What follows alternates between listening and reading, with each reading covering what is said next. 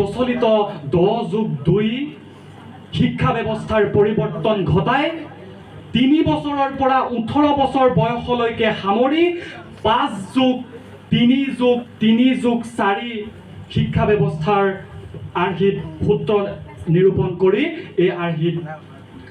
এই নীতিখন প্ৰণয়ন কৰা হৈছে। আজি নতুন শিক্ষা নীতি 2000 বক্তৃতাৰ বিষয় অনুসৰি নতুন শিক্ষা নীতিয়ে আমাৰ ছাত্ৰ ছাত্ৰীৰ বাবে সুযোগ আৰু প্ৰত্যাহ্বান আমাৰ সন্মুখলৈ কিন্তু লৈ আহিছে। সেই কথা আমি ক'ব লাগিব। প্ৰথমে যদি আমি সুযোগসমূহৰ বিষয়ে ক'বলৈ যাওঁ তেতিয়াহ'লে আমাৰ নতুন শিক্ষা নীতিখনে ছাত্ৰ ছাত্ৰীৰ বাবে প্ৰথম সুযোগ দিছে, সেয়া হৈছে সামগ্ৰিক বিকাশ, অৰ্থাৎ সকলো দিশৰে বিকাশ। এই বিকাশ হ'ব লাগিব সামাজিক, আৱেগিক, জ্ঞানমূলক, আৰু ভৱিষ্যতে এই পদ্ধতিৰ দ্বাৰা ছাত্ৰ ছাত্ৰীসকলে এক সুবৃত্তাকাৰ ব্যক্তিত্ব গঢ়ি তুলিব পাৰিব।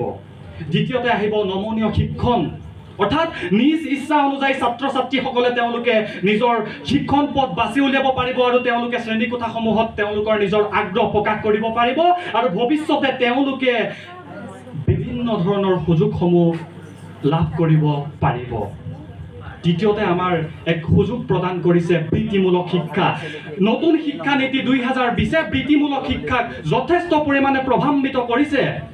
বিশেষকৈ ব্যৱহাৰিক দক্ষতাৰ ওপৰত ভিত্তি কৰি এই বৃত্তিমূলক শিক্ষাৰ ক্ষেত্ৰত বিভিন্ন ধৰণৰ প্ৰসাৰিত কৰা দেখা গৈছে। গতিকে বৃত্তিমূলক শিক্ষাৰ জৰিয়তে ছাত্ৰ ছাত্ৰীসকলে সহজেই চাকৰিসমূহ লাভ কৰিবলৈ সুযোগ এটা পাব আৰু ইয়াৰ উপৰিও যদি কোনো ছাত্ৰ ছাত্ৰীয়ে চাকৰিসমূহ নাপায় তেতিয়াহ'লে ব্যৱহাৰিক দক্ষতাৰ ওপৰত বৃত্তিমূলক শিক্ষা তেওঁলোকে আহৰণ কৰি খুব সুন্দৰভাৱে তেওঁলোকে সৰু সুৰাকৈ বৃত্তিমূলক দিশৰ ব্যৱসায় এটিকে কৰিও তেওঁলোকে নিজৰ তেওঁলোকে নিজে স্বাৱলম্বী হ'ব পাৰিব।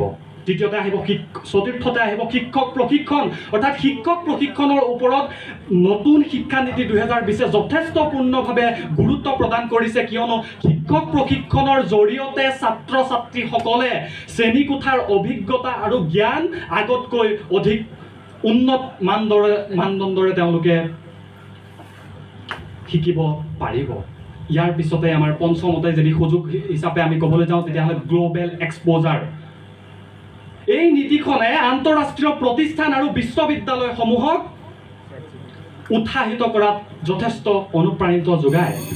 এক্সপ'জাৰে বিশেষকৈ ছাত্ৰ ছাত্ৰীসকলক বিভিন্ন সুবিধা প্ৰদান কৰে আৰু দক্ষতামূলকসমূহক তেওঁলোকক অনুপ্ৰাণিত কৰা দেখা যায়। এই সুযোগসমূহৰ সমান্তৰালকৈ নতুন শিক্ষা নীতিয়ে কিন্তু আমাৰ ছাত্ৰ ছাত্ৰীৰ বাবে বিভিন্ন প্ৰত্যাহ্বানো লৈ আহিছে।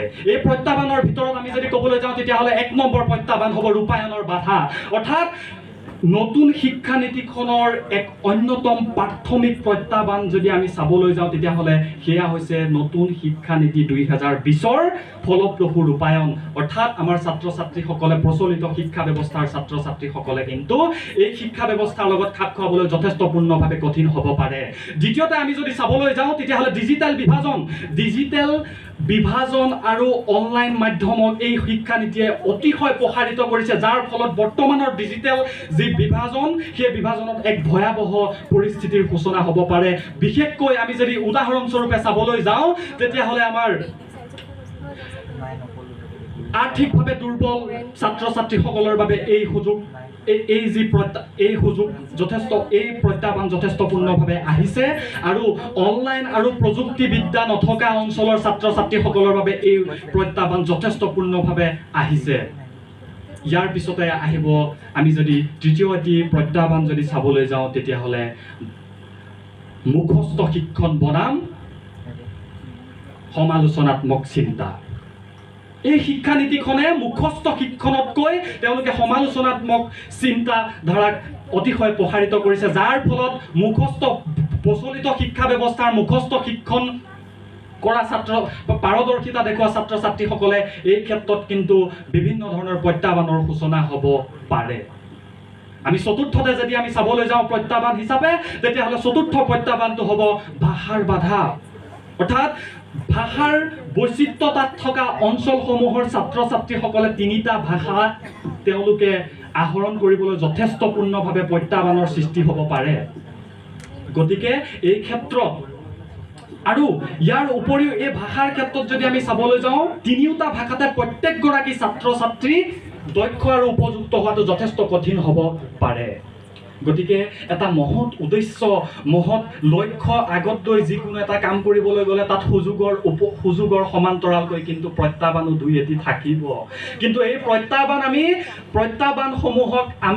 প্ৰত্যাহ্বানসমূহৰ লগত আমাৰ ছাত্ৰ ছাত্ৰীসকলে মোকাবিলা হ'ব লাগিব আৰু ইয়াৰ উপৰিও আমাৰ ছাত্ৰ ছাত্ৰীসকলে আমাৰ সুযোগসমূহ পূৰ্ণ মাত্ৰাৰে আমি গ্ৰহণ কৰিব লাগিব শেষত সকলোকে আমি মোৰ তৰফৰ পৰা আমি আশা কৰিব পাৰিম যে আহক আমি সকলো ছাত্ৰ ছাত্ৰী একত্ৰিত হৈ এক ধনাত্মক চিন্তাধাৰাৰে আমাৰ প্ৰত্যাহ্বানসমূহৰ লগত আমি মোকাবিলা হৈ খুব সুন্দৰভাৱে আমি সুযোগসমূহ যাতে আমি পূৰ্ণ মাত্ৰাৰে গ্ৰহণ কৰি আমাৰ দেশৰ যি আমাৰ বিশ্বব্যাপী জ্ঞান মহাশক্তি হিচাপে যি লক্ষ্য ৰাখি পেলাই এই নীতিখন প্ৰয়োগ কৰা হৈছে সেই লক্ষ্য ৰাখি আমি সদায় শৈক্ষিক দিশত খুব সুন্দৰভাৱে আগুৱাই যাওঁ তাকেই কামনা কৰি সকলোলৈকে আন্তৰিকতাৰে ধন্যবাদ জনাই মোৰ বক্তব্য ইমানতে সামৰণি মাৰিছোঁ ধন্যবাদ